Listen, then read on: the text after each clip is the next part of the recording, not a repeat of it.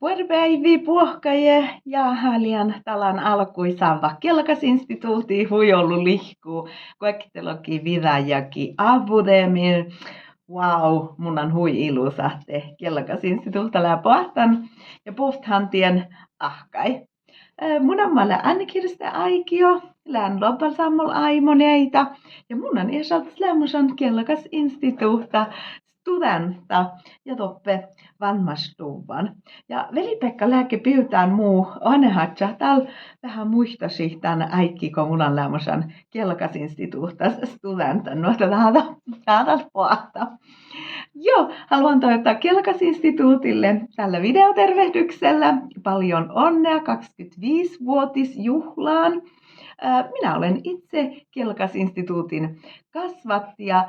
Veli-Pekka tosiaan toivoi, että olisin voinut muutamalla sanalla videotervehdyksen muodossa vähän muistella meidän opiskeluaikaa Kelkasinstituutissa. Minähän tulin opiskelijaksi muistaakseni 2005 ja sitten valmistuin 2011.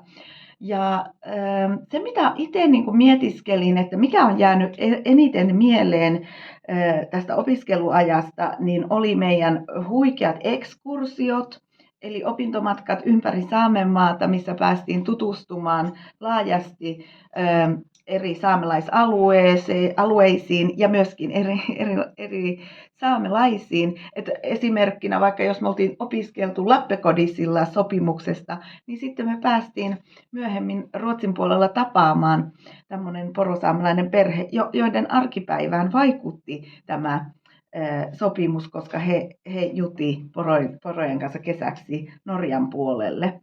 Eli kyllä täytyy sanoa, että tämä malli ja se niin kuin kunnianhimon taso, millä Anni-Siiri ja Veli-Pekka silloin luotsasi näitä kulttuurin opintoja, niin olihan se aivan huikea.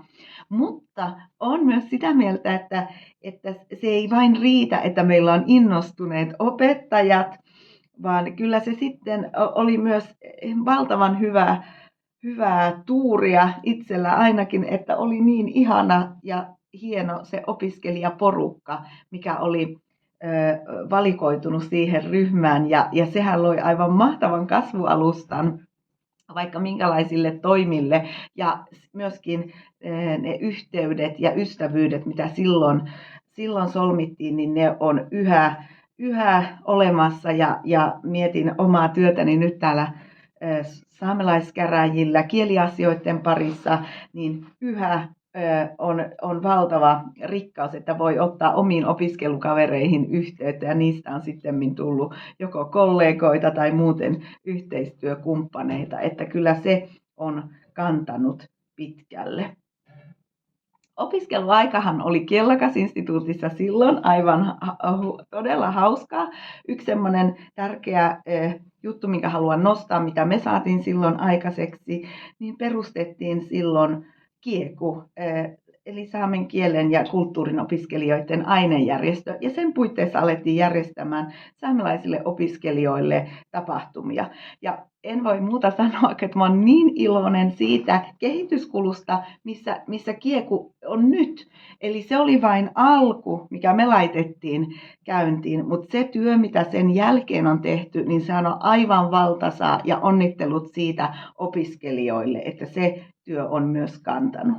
Sitten toinen lyhyt muisto ennen kuin lopetan on se, että minusta oli aivan hienoa, kun minähän sain minun tyttären, se oli vuonna 2010, ja mulla oli gradun kirjoittaminen silloin parhaillaan ja kuumimmillaan käynnissä, niin minähän sain silloin osallistua graduseminaareihin etänä, ja kyllähän se oli siihen aikaan jo aika mullistavaa, että niin pystyi tekemään.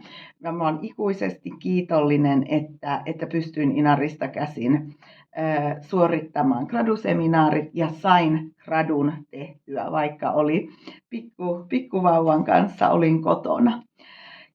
haluan niin kuin lopuksi toivottaa, että toivottavasti vielä tullaan näkemään Kielakas-instituutin 50-vuotisjuhlat ja miksei jopa enemmän.